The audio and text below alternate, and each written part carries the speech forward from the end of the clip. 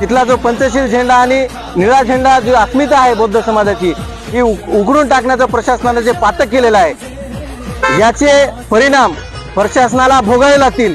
याला मोठ्या प्रमाणात इथला संघ परिवार आणि बीजेपीचं सरकार आणि देवेंद्र फडणवीस या गोष्टीला जबाबदार आहे। जर काम करीत नाही, इथं फक्त बौद्ध समूहाला टार्गेट करण्याचं काम हे प्रशासन करीत आहे। एका प्रकारे लोकशाहीचा खून करण्याचं काम इथल्या प्रशासनानं केलेलं आहे आणि हे निंदनीय आहे आणि याचा आम्ही एक निषेध आणि निंदा व्यक्त करतो। कारण की लोकशाहीमध्ये प्रत्येकाला एक संधी दिली जाते। आपलं संविधान सांगतं की 1000 गुन्हेगार निघून गेले तरी चालते, पण एका बेकसूर आणि बेगुन्हा जो आहे त्याला शिक्षा नाही झाली पाहिजे।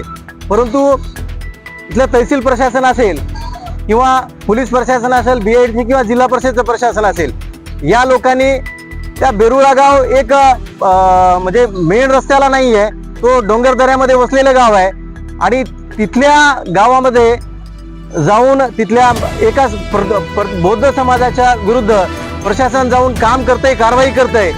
ही कारवाई त्यांनी जिल्ह्यामध्ये अनाधिकृत जे काही इतर समूहाचे जे हायवेला मोठमोठ्या रस्त्याला ह्या काही फ्लेक्स आणि झेंड्या आणि अनाधिकृत पुतळ्याचं बांधकाम केलेलं आहे। या संदर्भामध्ये का बरं पोलीस प्रशासन किंवा इथलं जिल्हा प्रशासन काम करीत नाही? इथं फक्त बौद्ध समूहाला टार्गेट करण्याचं काम हे प्रशासन करीत आहे। याला मोठ्या प्रमाणात इथला संघ परिवार आणि बीजेपीचं सरकार आणि देवेंद्र फडणवीस या गोष्टीला जबाबदार आहे। जर महाराष्ट्रामध्ये बेरुळ्यासारख्या अनेक घटना घडल्या, परभणीसारखी हृदयद्रावक घटना घडली, त्याचबरोबर महाराष्ट्रामध्ये दररोज इथं महिला किंवा बौद्ध समाज किंवा दलित इथले सुरक्षित नाही आहेत। एक गृहमंत्री म्हणून महाराष्ट्रामध्ये जो गृहमंत्री आहे देवेंद्र फडणवीस, ज्या देवेंद्र फडणवीसनं एक महाराष्ट्रामध्ये उत्तर भारत पॅटर्न राबविण्याचं काम हा करीत आहे।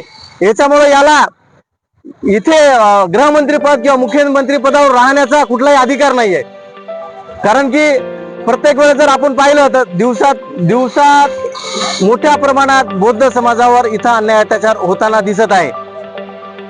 हा अन्याय अत्याचार आम्ही सहन करणार नाहीत। बेरुळा नगरीमध्ये जो प्रकार घडला, तिथला जो पंचशील झेंडा आणि निळा झेंडा जी अस्मिता आहे बौद्ध समाजाची ही उघडून टाकण्याचं प्रशासनाने जे पातक केलेलं आहे याचे परिणाम प्रशासनाला भोगावे लागतील। त्यासाठी आम्ही सगळं बहुजनवादी आंबेडकरवादी विचारधारेचे सगळे नेते मंडळी आम्ही बेरुळावासिया सोबत आहोत। तुम्हाला जोपर्यंत न्याय मिळत नाही तोपर्यंत आम्ही तुमच्या सोबत आहोत। मी एवढंच बोलतो, याच्यावर जास्त बोलणार नाही। थांबतो। जय हिंद, जय भारत।